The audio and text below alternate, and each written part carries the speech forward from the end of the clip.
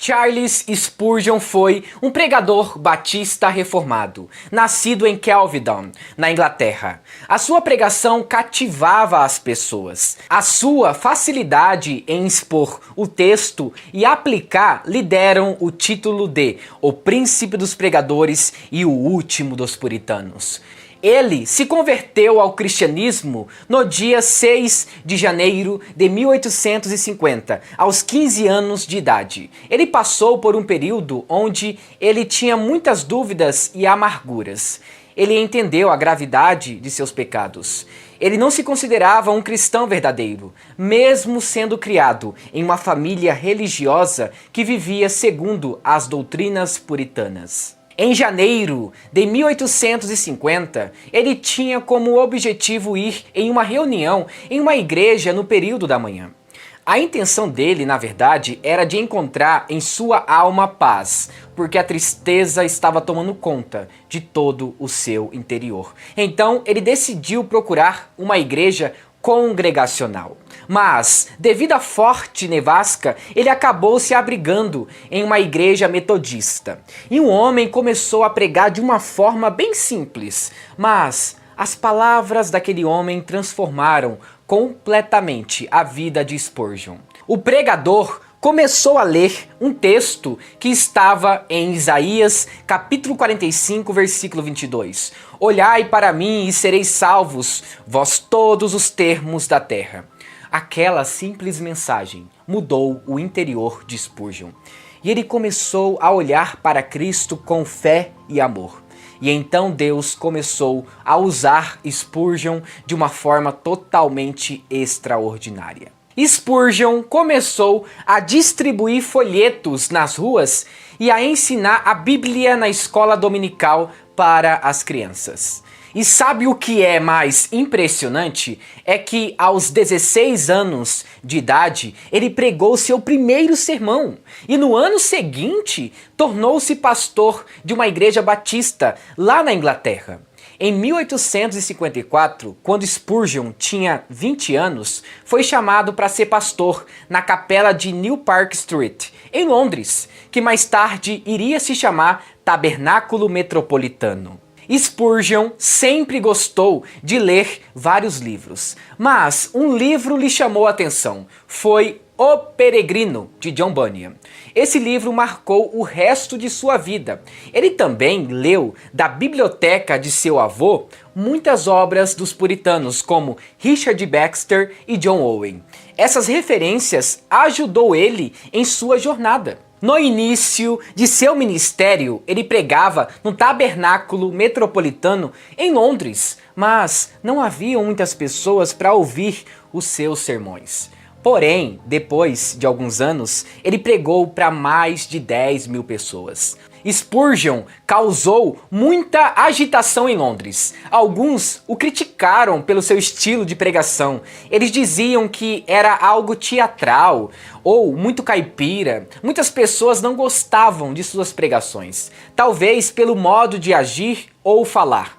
Mas uma coisa é certa, ele nunca negociou a palavra de Deus para tentar agradar o povo. O número de pessoas era tão grande que as ruas de Londres estavam cheias de pessoas em busca de ouvir um sermão de Spurgeon.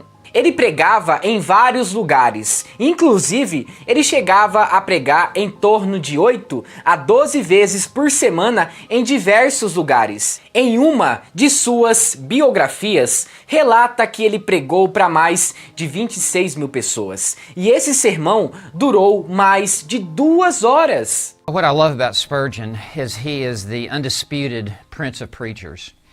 I think as we look at the last 2,000 years of church history, that by common agreement, the greatest preacher since the Apostle Paul is Charles Haddon Spurgeon.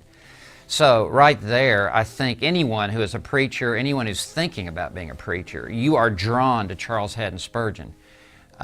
He was easily the greatest preacher of the English language who's ever walked the earth. At the time in London, he pastored the largest Protestant church in the world. He pastored a mega church before there was even such a thing as a mega church. And his ability to preach God's Word, I think, is unsurpassed. And so to read the sermons of Spurgeon is really to learn how to preach. But Spurgeon was very committed to the doctrines of grace. I believe in the sovereignty of God in salvation. I believe it's what the Bible teaches.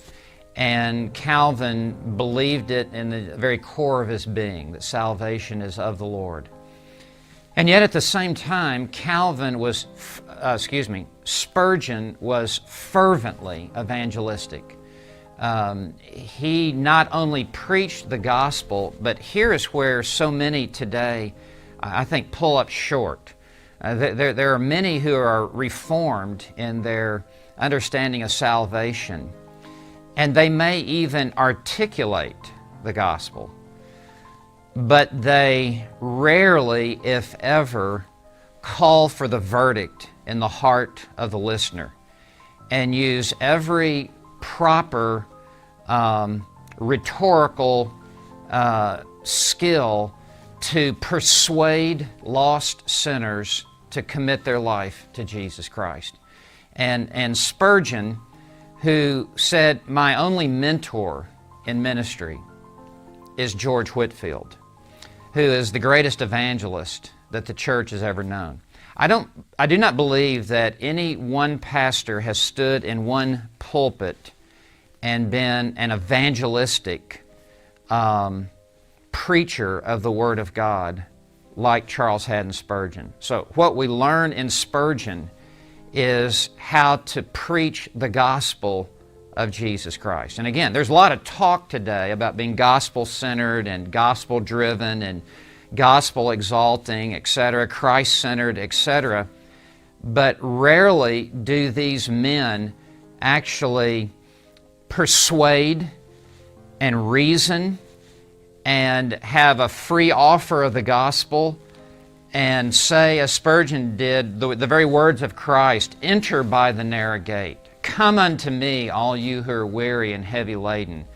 And with imperatives, call and even command the lost to repent and to believe upon Jesus Christ. It's one thing to get in the boat and cast the net, to be a fisher of men, but it's something else to draw the net and to seek to be used by God to urge and exhort those who are without Christ to come to Christ this very moment, not tomorrow, not go home and think about it, but as the Scripture says, behold, now is the accepted time. Behold, today is the day of salvation.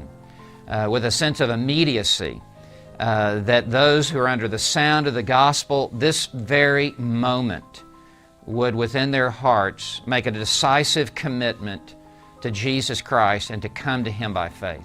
Charles Spurgeon foi dos maiores pregadores e ele também lutou contra a escravidão durante a sua época. Inclusive, muitos de seus sermões que foram escritos foram banidos, porque ele era contra a escravidão, e isso não era aceito pelos governantes daquela época. Até nos dias de hoje, ele é conhecido como o príncipe dos pregadores, e os seus escritos e sermões têm ajudado muitas pessoas a se aproximarem de Cristo. Sendo assim, muito obrigado por assistir esse vídeo até o final. E se você gostou, não se esqueça, deixe o seu like, se inscreva no canal e ative as notificações. E que Deus o abençoe. Em nome de Jesus. Amém.